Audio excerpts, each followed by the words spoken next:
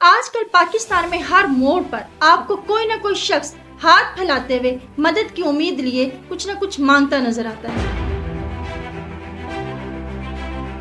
ان میں سے کچھ تو اصلی مجبور لوگ ہیں، مگر زیادہ تر لوگ اسے پیشے کے طور پر اختیار کر لیتے ہیں۔ آخر کیا وجہ ہے؟ پاکستان جیسے ترقی پذیر ملک میں کیوں اتنے زیادہ لوگ بھیک مانگنے پر مجبور ہیں؟ کیا یہ صرف غربت کی وجہ سے ہے یا پھر ہماری سماجی اور حکومتی ناکامی کا منہ بولتا ثبوت ہے؟ میری آج کی ویڈیو میں آپ جانیں گے کہ پاکستان میں بھیک مانگنے کے پیچھے چھپے تلخ حقائق کو، اور ہم دیکھیں گے کہ کس طرح ہم اس طرح کی لعنت کو ختم کر سکتے ہیں۔ تو چلیے شروع کرتے ہیں آج کی ویڈیو۔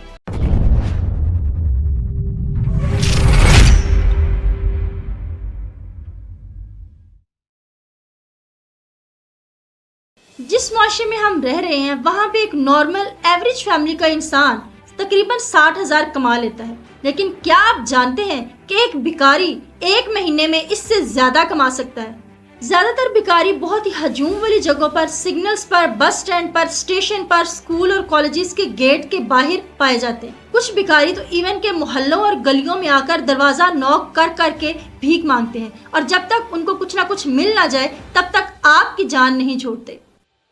ڈفرینٹ کنٹریز میں یہ بھکاری مافیا کی صورت میں پھیلے ہوئے ہیں، اور ان میں سے جو زیادہ تر ہیں وہ اچھے خاصے پیشہ ورانہ بھکاری ہیں، اور وہ بہت بڑے گھر اور بنگلے ایون کے گاڑی کے بھی مالک ہوتے ہیں۔ ناظرین، کچھ بیگرز نے صرف پاکستان نہیں بلکہ بیرون ملک کو بھی نہیں چھوڑا۔ وہ باہر کے ملکوں میں جاتے ہیں اور بھیک سٹارٹ کر دیتے ہیں، جس سے پاکستان کا امیج باہر کے ملکوں میں بہت زیادہ خراب ہو چکا ہے۔ اور اس کا سب سے بڑا نقصان دوسرے بیچارے پاکستانیوں کو ہوتا ہے کہ جب وہ ویزا لینے لگتے ہیں تو انہیں بہت زیادہ ریسٹرکشنز کا سامنا کرنا پڑتا ہے۔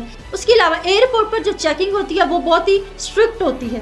2023 میں یونان میڈیا نے یہ رپورٹ کی ہے کہ 500 سے زائد پاکستانی ایتھنز میں پروفیشنل بیگنگ کر رہے ہیں۔ ان میں سے کچھ لوگ فیک انجریز اور بچوں کا استعمال کرتے ہیں، جس کی وجہ سے گریک نے جو پاکستانی اپلیکنٹس ہیں ان کے ویزے پر زیادہ سے زیادہ ریسٹرکشنز لگائی ہیں، اور ان کے جو رولز اور ریگولیشنز ہیں وہ بہت زیادہ ٹائٹ کر دی ہیں۔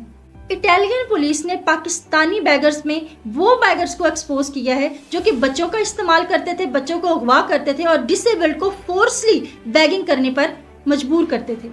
یوکے میں کچھ پاکستانی اسٹوڈنٹ ویزا لے کے یا اسٹڈی ویزا لے کے وہاں پہ جاتے ہیں اور وہاں پہ وہ اسٹریٹ بیگنگ کرتے ہیں۔ یوکے ہوم آفس نے 2021 سے لے کر 2023 تک 1200 سے زائد پاکستانی اسٹوڈنٹس کو ڈپورٹ کیا ہے۔ یو اے ای اور سعودی عربیہ میں 2024 میں 200 سے زائد پاکستانیوں کو اریسٹ کیا گیا، صرف اور صرف رمضان کے مہینے میں ان کی بھیک مانگنے کی جو شرح تھی وہ بہت زیادہ بڑھ گئی تھی۔ ناظرین، یہ چند پاکستانی پاکستان کا امیج بیرون ملک میں انتہائی خراب کر رہے ہیں، جس کی وجہ سے پاکستانیوں کے لیے ویزا لینا اور بھی زیادہ مشکل ہو گیا۔ ناظرین، ایک بھکاری ایک دن میں 850 سے لے کر 2000 روپے تک کما لیتا ہے۔ یہ ڈیپینڈ کرتا ہے اس ایریا پہ جس جگہ سے وہ بھیک مانگ رہا ہے۔ بیگنگ پاکستان میں دن بدن بڑھتی جا رہی ہے، اور اس کی سب سے بڑی وجہ یہ ہے کہ لوگوں نے اسے بہت ہی آسان طریقہ سمجھ لیا ہے پیسے کمانے کے لیے، اور اس کے ساتھ ساتھ اس آمدنی پہ کوئی ٹیکس بھی نہیں لگتا۔ یہ بھکاری خود کو لاچار، مظلوم اور بیچارے ثابت کر کے اپنی بیچارگی کی قیمت ہم ہی سے وصول کرتے ہیں۔ مختلف بھکاری مختلف ٹرکس استعمال کرتے ہیں بھیک مانگنے کے لیے۔ کچھ بھکاری اپنی جسمانی معذوری دکھا کر خود کو لاچار ثابت کر کے بھیک مانگتے ہیں۔ وہ اکثر گاڑیوں کے درمیان فٹ پاتھ پر کھڑے ہو جاتے ہیں، اور خاص طور پر ان سڑکوں پر جہاں پہ بہت کھڈے ہوتے ہیں اور لوگ مجبوراً اپنی گاڑی روک لیتے ہیں۔ ایسی جگہ پہ یہ بہت زیادہ فائدہ اٹھاتے ہیں اور بھیک مانگتے ہیں۔ بعض اوقات ان کی جسمانی کمزوری جو ہوتی ہے یا جسمانی لاچاری یہ ٹوٹلی فیک ہوتی ہے۔ ایسی ہی ایک مثال رام چند بھکاری کی ہے، جو کہ کراچی کے ایک شہر میں بھیک مانگتا ہے۔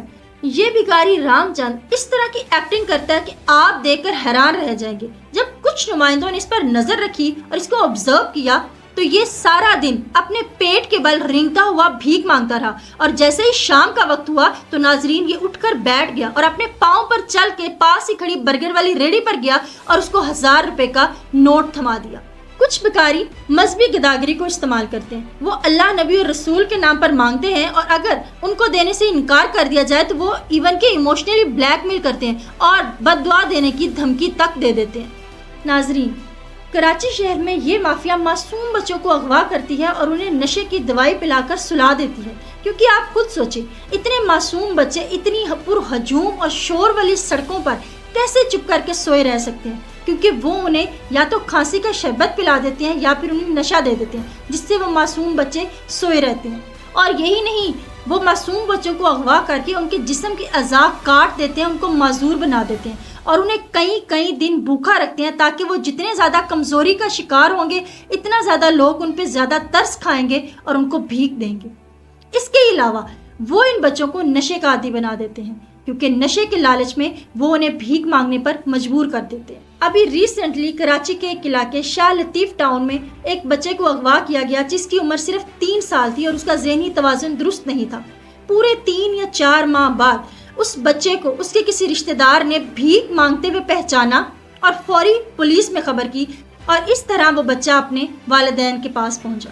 ناظرین، کچھ علاقوں میں تو پراپر بیگنگ کا کاروبار چلتا ہے، وہاں مخصوص جگہوں پر ایک مافیا کام کرتی ہے اور کچھ علاقے انہوں نے چوز کیے ہوتے ہیں، اور ایسا علاقہ جہاں پہ زیادہ آمدن ہوتی ہے اس کی پراپر بولی لگائی جاتی ہے۔ میں آپ کو ریکمینڈ کروں گی کہ آپ فلاور چورنگی کی مووی ضرور دیکھیں۔ اس مووی میں بیگر مافیا کا وہ پہلو اجاگر کیا گیا ہے جو آپ نے پہلے کبھی بھی نہیں دیکھا ہوگا۔ ناظرین، کچھ بیگرز عید، رمضان یا ایسے تہواروں پر اور زیادہ متحرک ہو جاتے ہیں، وہ عیدی، زکوٰۃ یا فطرانہ کے نام پر بھیک مانگتے ہیں، اور کچھ بھکاری تو سردیوں کا فائدہ اٹھا کر ایسی سچویشن کریٹ کرتے ہیں کہ آپ کو ترس آ جائے، وہ آپ سے گرم چادریں یا کمبل خریدنے کے لیے پیسے مانگتے ہیں۔ اور ناظرین، کچھ بھکاری تو آج کل ماڈرن ہو چکے ہیں، وہ پراپر ڈیجیٹل پلے کارڈ لے کر اس پر اپنی کہانی لکھ کر ہاتھوں میں تھامے کھڑے ہو جاتے ہیں تاکہ لوگ آئیں اور اس کہانی کو پڑھیں اور ان کی مدد کریں۔ پاکستان کی کل آبادی 24 کروڑ ہے اور جس میں سے 3 کروڑ 80 لاکھ تقریباً 4 کروڑ بھکاری اور جو کہ پروفیشنل بھکاری بن چکے ہیں۔ ناظرین، پاکستان میں 55% عورتیں، 12% مرد، 27% بچے اور اونلی 6% سفید پوش بھکاری شامل ہیں۔ کراچی میں ٹوٹل 50% بھکاری موجود ہے جو ایک دن میں 3 سے 4 ہزار روپے کما رہے ہیں۔ لاہور میں تقریباً 16% بھکاری موجود ہیں جو ایک دن میں 2500 سے 3000 آرام سے کما لیتے ہیں۔ اسلام آباد میں سب سے کم بھکاریوں کی شرح ہے جو کہ صرف 7% ہے، اور کہا جاتا ہے کہ ایک ایوریج بھکاری جو ایک نارمل ایریا سے بھیک مانگتا ہے وہ بھی 1500 سے 2000 بڑے آرام سے کما رہا ہے، اور اس کا نتیجہ بیچاری معصوم عوام کو بھگتنا پڑتا ہے ہر سال 21% مہنگائی کی صورت میں۔ ناظرین، قصوروار کون ہے؟ آپ خود سوچیں، جب ہم بازار جاتے ہیں کسی چھوٹے سے چھوٹے پھل فروش کے پاس، سبزی فروش کے پاس، تو وہاں پہ تو ہم بڑے آرام سے بڑی بہادری کے ساتھ 5، 10 یا 20 روپے چھڑوانے کے لیے بحث کرنے پر آ جاتے ہیں اور ہم اس کی منت شکنی کر رہے ہیں، اور وہیں جب واپسی پر ہمارے راستے میں کوئی بھکاری آ جاتا ہے اور وہ اپنی مظلومیت شو کر کے ہم سے بھیک مانگتا ہے تو ہم بلا سوچے سمجھے اپنی جیب میں ہاتھ ڈالتے ہیں، 50، 100، ایون کہ کچھ تو زیادہ امیر ذاتی ہوتے ہیں وہ 500 تک کا نوٹ نکال کے انہیں تھما دیتے ہیں۔ تو کیا ہم اس طرح بھکاریوں کی حوصلہ افزائی نہیں کر رہے؟ محنت کرنے والوں کی تو ہم منت شکنی کر رہے ہیں، لیکن جو بھکاری ہیں ہم ان کا حوصلہ بڑھا رہے ہیں۔ ناظرین، میرا آپ سب کے لیے یہ میسج ہے کہ جب آپ کہیں راستے میں سے گزر رہے ہوں اور اگر آپ کوئی بھکاری دیکھیں تو صرف 2 منٹ کا وقت نکال کے اس کی آنکھوں میں دیکھیں، آپ یہ جان جائیں گے کہ کیا یہ واقعی سفید پوش اور وہ مجبور بھکاری ہے یا پھر یہ کسی مافیا کے تحت کام کر رہا ہے۔ آپ اسے پیسے نہ دیں بلکہ اس کی ہیلپ کریں۔ اگر وہ بیمار ہے تو آپ اسے کچھ دوائیاں دے دیں، اگر وہ سردی کی شکایت کرتا ہے تو آپ اسے کچھ پرانے کپڑے دے دیں، اور اگر وہ بھوکا ہے تو اسے کھانا کھلا دیں، اور بیگنگ مافیا کی حوصلہ افزائی نہ کریں۔